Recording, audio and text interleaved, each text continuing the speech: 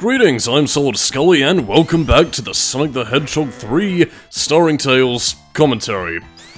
We have another multiplayer stage. This time it's a desert zone that's looking very Sonic the Hedgehog 2 in terms of design. I mean, I know this doesn't really tend to match a lot of the screenshots of, what was the rumored Dust Hill zone? That was pitched for Sonic the Hedgehog 2, but, could this be some of those assets? Or I suppose maybe an early version of, Sandopolis? I can't really say for certain, but yeah, we're kind of really getting into it at this point. The multiplayer stage is designed for two-player races. You can do them as one player, as you're seeing here, and it is slightly less exciting than what it would have been. But again, there's no real level structure to anything. If nothing else, a lot of the loops and slopes are basically just there to sort of test your mastery of the design itself, and also to trip up players who are desperately clamoring over themselves in order to, you know, try and beat each other 5 laps around a course. A little bit odd in terms of how they try to handle it in 2D, kind of like a car race, except from a side perspective, but I mean, again, I have played the multiplayer with family and friends, and, you know, it's serviceable for what it tries to do, but, well, I mean, to be honest, in games like Sonic Adventure 2, I think they just handle the aspects, much better. Marble Garden Zone. I probably mentioned this in the Sonic & Knuckles commentary, which I actually just rewatched recently, just to freshen my memory and, you know, sort of refresh on what topics I already talked about and what I didn't, but, I mean, I guess to sort of reiterate something in and of itself, first of all, Sonic CD thing, no time travel. But yes, I mean, this is the zone that I remember the most out of my teenage and high school years, because, I mean, I have so many memories of just coming back home from school after, you know, doing whatever, or having a shitty day, just finished skateboarding or whatever, and just relaxing with the afternoon sunset, Pepsi in hand. You know, just having a real chillax afternoon, and, it sort of takes me back to a time when I just had no real responsibilities in life. Nothing to really do, and just play Sonic and chill out, really. So, I mean, I guess if there's any message I can say to a lot of younger viewers right now, appreciate those times while you have. Like, I mean, the rest of your school days might be shit, but, well, could be worse. And it will be worse. So, yeah, just kind of enjoy it. And I suppose it does also contribute as to why I really like the stage design in and of itself. It tests your verticality, obviously, but at the same time, though, there's always a lot of motion going on, and that's something that's sort of laced all throughout Sonic 3's design. Everything's sort of in motion, even when you're forced to stand still. The platforms are still moving around, which keeps your brain engaged to sort of judge, okay, what time do I jump, where's the distance, and how can I make this jump from this point to that. But at the same time, though, again, you also have, like, a lot of speed and motion, and, again, stuff that you have to constantly keep on thinking about, like these spinning top platforms. Again, the faster you go, the higher you go, the more your speed descends, the descending ear you go. Whatever. I can say words good with the brain. But again, like, I mean, Marble Garden just has a little bit of everything to offer. I mean, it's not the fastest zone, it's not the most succinctly well programmed. The one that you would drink a bottle of Sancerre to and go, yes, a fine vintage. A little on the rough side, but rather goes down the throat rather nicely, like my manservant's penis. And then it was ruined by the Super Sonic theme song that sucks, because it's like, oh, can't use the Michael Jackson score, people didn't like the theme, so just...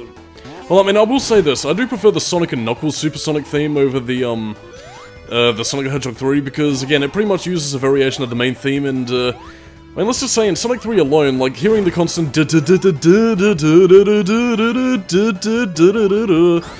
was much more annoying, because it's like being trapped in a circus, except not in the horror kind, where, you know, scary clowns are gonna eat your soul or whatever.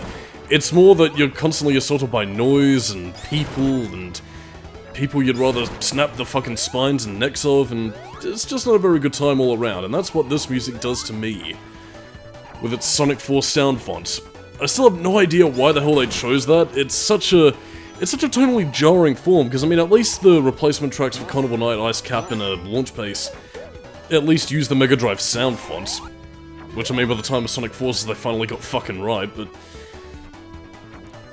I don't know, like, I mean, did they want to kind of invoke Sonic Mania sort of vibes? Because, I mean, I would have rather that Supersonic theme than what we have you know, here. I don't know, maybe T-Lopes would have gotten angry if I used it without his permission.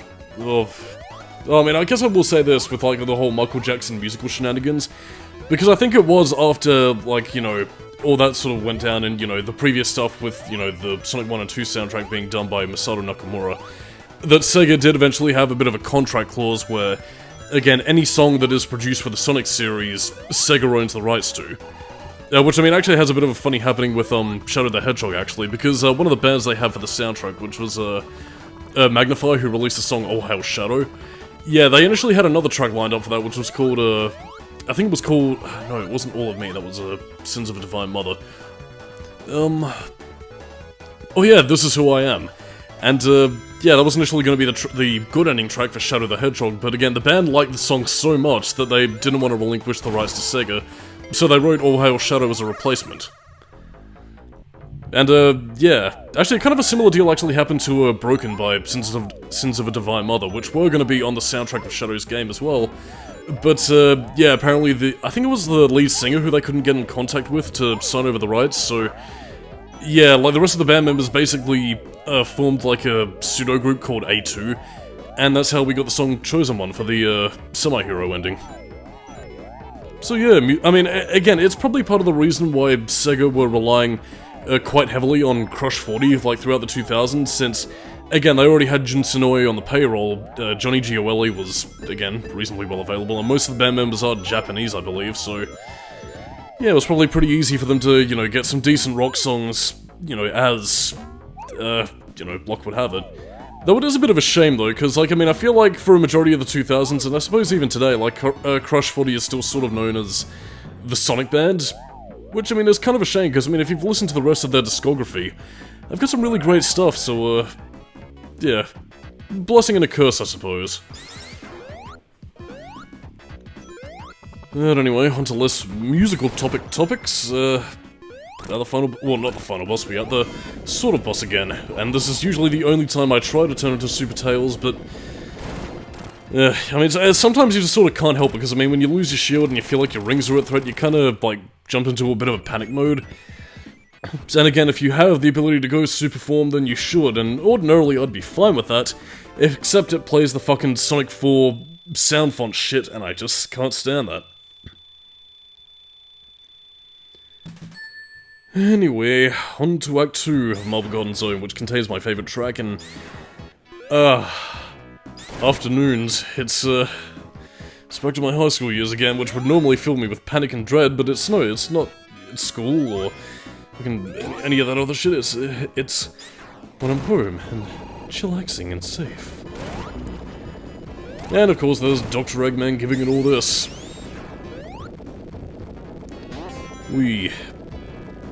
Actually, I'd say out of all the stages, Marble Garden tends to benefit Tails the most, because again, like, I mean, even if you don't have, like, you know, even if you're not really the best at using, like, some of the spinning top platforms, you can actually get across a lot of the inclines and find some of the secrets a bit easier. I mean, you can do this with Sonic as well, but I mean, it just takes a little bit more, skill to pull off and how to spin dash properly. Which I suppose might have influenced the way they handled the level design in Sonic Adventure, where you could really abuse the spin dash for some rather significant speed gain. Yeah, but anyway. Onwards to our final bonus stage. We have 3 of them. It's just like this little Japanese capsule thing. Because I suppose Japan doesn't realize that we don't have stuff like this in the West, except for maybe like, I don't know, those little Pez dispensers or like gumball machines. Yeah, well, they're cultural things that just sort of don't really translate, really. You can get a bunch of different stuff in there. Again, it comes from the, you know, shield power-ups, extra lives, you know, ring capsules, and you also get this thing called HEP. I have no idea what the hell that actually is. I mean, I know Hepburn is like a Japanese, you know, linguistic kind of thing, but I don't know what that means in, like, the Sonic 3 context. What is HEP? I don't know what it does. I mean, you pick it up and it's... I don't think it does anything. So, to be honest, acquiesced. Dun, dun, dun, dun, dun, dun. Sorry, I just can't get enough of this theme music. I mean, I don't know who specifically composed what in terms of, like, you know, Sonic 3's soundtrack. Again, it was composed by 3 different people, Brad Buxer, Sirocco, and well, I mean, I guess there's no really hiding it now, Michael Jackson, so... But, yeah, like, I mean, there are several different pieces that just sound really pleasing to the ears. I suppose in terms of, again, to talk about the soundtrack and some of the Michael Jackson music that he influenced, yeah, you don't tend to hear it in the Sonic Origins or the, Sonic & Knuckles combined with Sonic 3 cartridge, but again, there is actually some tracks that Michael Jackson worked on for Sonic 3 alone, that sadly end up getting replaced if you combine the cartridges together. The first of which would also be the, like the mini-boss between, you know, Eggman and, you know, Sonic. I mean, again, you usually hear the typical theme, you know, it's like dun, dun, dun, but, you know, in the original one it's a little bit more, I wouldn't say hip-hop, because that's kind of the wrong genre to use, but it's got kind of like that peppy Michael Jackson thing. You know, with all the characteristics of dun dun dun dun dun. Come on, woo! Again, I know that's a bit of a bad thing, I should probably play the track itself, but I mean, when you get the opportunity, search up, like, the Sonic 3 specifically, boss battle themes. The other one that he worked on was also, one of the original theme songs for Knuckles, which is basically like this little beatbox kind of thing, which, I'm honestly sad was replaced, because again, the Sonic 3 alone version of Knuckles' theme is actually quite catchy. Although it does kind of remind me of the Dwayne and Brando remix. It's like, sup motherfuckers, my name is Knuckles and I'm not here for shits and chuckles. And ended with get drunk with Sonic and fuck up Robotnik. God, I am just remembering all the fucking Sonic trivia today. But that's probably for the best, because I expunged all my Marble Garden tangents last time. I could talk about Frontiers, but that game is still recent, so, well, I mean, I guess at the risk of saying anything, take a look at the temple in the background right there. It might seem a bit familiar, and even though it is hidden by moss and all kinds of other stuff, it was drawn attention to in the game because, yeah, I mean, without spoiling anything really, Frontiers does actually have flashbacks to previous games. And it's done in that kind of like Metal Gear Solid way where they don't really give a shit about graphical quality because, yeah, I mean, you do see snippets of Sonic Adventure and Sonic & Knuckles, like right here in glorious Mega Drive depictions. And I don't know, I always kind of like that. It's like the characters remembering stuff in lower quality graphics. I wish I could remember my life in lower quality graphics. Oh, secrets in a bubble shield that, yeah, Tails can't use. Only Sonic may use the shield power-ups. Why exactly? Well, I don't really know. I guess it'll probably break the game, and then people will be asking, oh, but what's gonna make Sonic so special? That's why I hate all those fan characters, taking attention away from Sonic. It says the fanbase circa 2000... whatever. I mean, I suppose that's probably not really the case anymore, but, yeah. Oh, by the way, when you hit the ground, those spinning top things go absolutely wild, and you bounce back and forth, or I guess what's meant to be swirling around, given the animation. I don't know, it's a nice touch. Thankfully, you don't lose your shield when you know, spin it about like that. Whoop. Boing. Oh no, you deny me your spike enemy gun thing. And again, as I'm sure I probably mentioned before, take... Oh, okay, I thought I was waiting to see one of the bullets reflect, but yeah, your shields can actually repel small projectiles without bursting, so yeah, again, there is more reason to get the shields than just, you know, anything else. It's mainly just when you either tend to get, like, more powerful laser attacks, or enemies with sparks on them that you usually tend to get punctured, so yeah, small pellets are invincible, which, again, makes, if you get the Hydra Shield? No, the Bubble Shield in a, you know, Hydro City Zone, much more palatable, because then you don't lose your rings like I did in the previous part.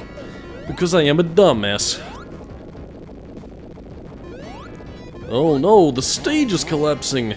With all the same... I mean, I will admit, they do the effects slightly better here than they did in Sonic the Hedgehog 2, but, yeah, I mean, I suppose nowadays it just doesn't look like anything else other than, well, just things clipping into each other. There we go. We have enough rings and we'll eventually get to the boss soon enough so that we don't have to listen to the Dying Cat Sonic 4 soundtrack. Now again, we don't have Sonic for this fight, so I mean, apart from the fact that we're using Tails' flicky army of death, there is actually a really interesting facet to this boss fight, because again, Tails is, well, Tails technically count as a hitbox, so again, if you get, under an enemy, you can actually use Tails' tails to, well, hit the enemy. I mean, you didn't really see it here, because again, you had the birds basically doing the work for him, but yeah, that's pretty much how you're meant to take out Eggman. You can only hit him when he's, descending. I mean, it does draw it out a little bit, but I mean, if you are skilled enough, you can sort of, like, duck under Eggman and, you know, give him a taste of Tails' Tornado. And of course, we have Balloon Park, the next of our multiplayer stages, and, I'm kind of saddened that they didn't, like, again, I'm sure I probably alluded to it last part, but I mean, again, if they were really itching for tracks to replace the Michael Jackson ones, why not use some of the ones from the multiplayer stage? Because, I mean, Balloon Park, it's catchy, it's energetic, and I think it would have been fun enough for Carnival Night Zone, so again, why not use these tracks? Oh well. I mean, I will say though, like, I mean, apart from having, like, a bit more of a diverse environment, like, with all the flags or whatever, I don't know, it kind of makes it look like the fucking, I don't know, FIFA World Cup thing, which I heard Argentina won recently, so, fucking good on them, I guess. But yeah, this is, fucking beautiful, actually. Actually, look in the background as well, it kind of reminds me of the, you know, the theme park that you went to in Streets of Rage 2. So I guess maybe in the background we can see Blaze kicking the shit out of ninjas and that alien exhibit? I don't know. It's a really cool stage and I'm kinda saddened that we didn't hear the rest of the theme. No! Don't bring us to... And here we go. Carnival Night Zone now with new music.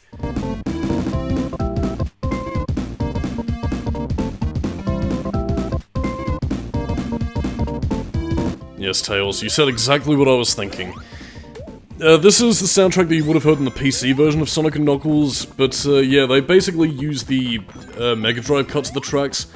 I suppose maybe, well again, they did actually have some initial prototype mixes of the, of these songs, you know, done in the Mega Drive sound font, I guess on the option that Jackson would have wanted to pull out of the project. But yeah, history obviously didn't see it out that way, and now we have this. Which, I mean, doesn't really sound very, Mega Drive-y, if, you know, at least for the versions that we're hearing now.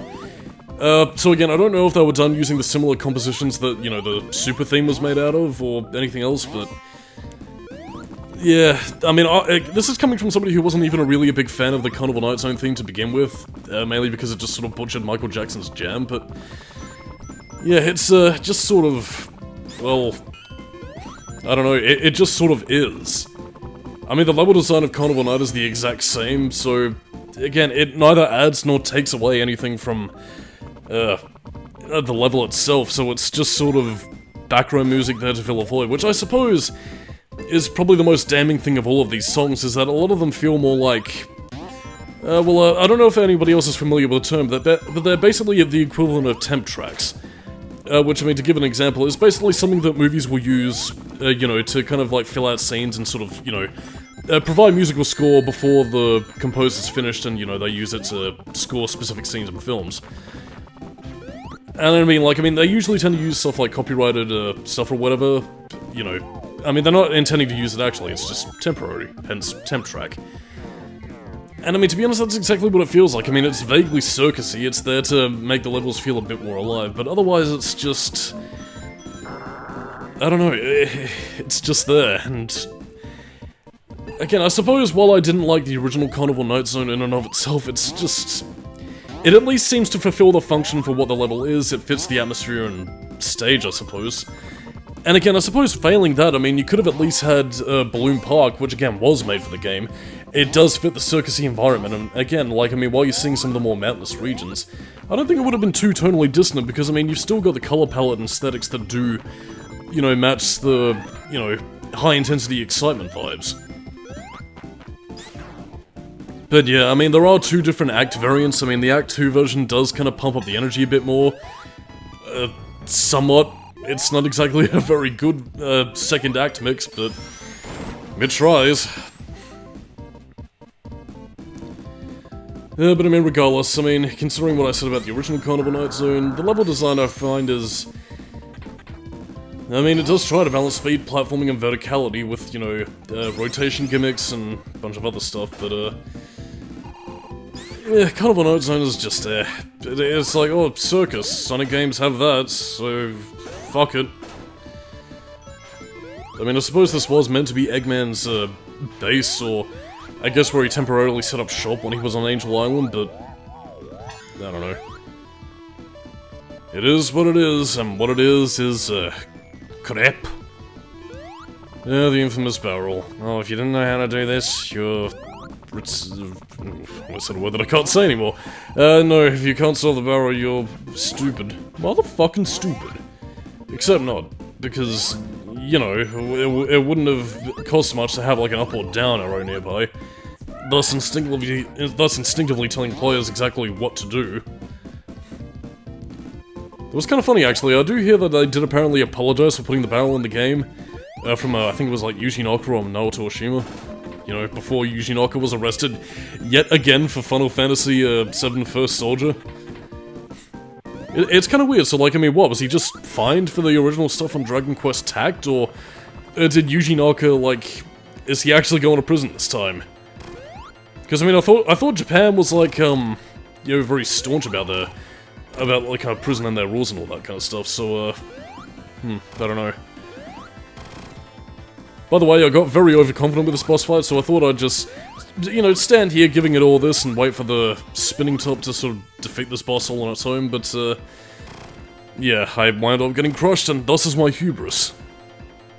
Though, I mean, to be completely honest though, this boss fight in and of itself is just kind of pish, because you're entirely dependent on waiting for this fucking platform to do something, and again, if he gets in a loop like this where it's just sort of fucking around, well, again, you got practically nothing to do, so, again, it's not relying on skills, it's relying on fucking positioning and, you know, luck. Fucking standout game design.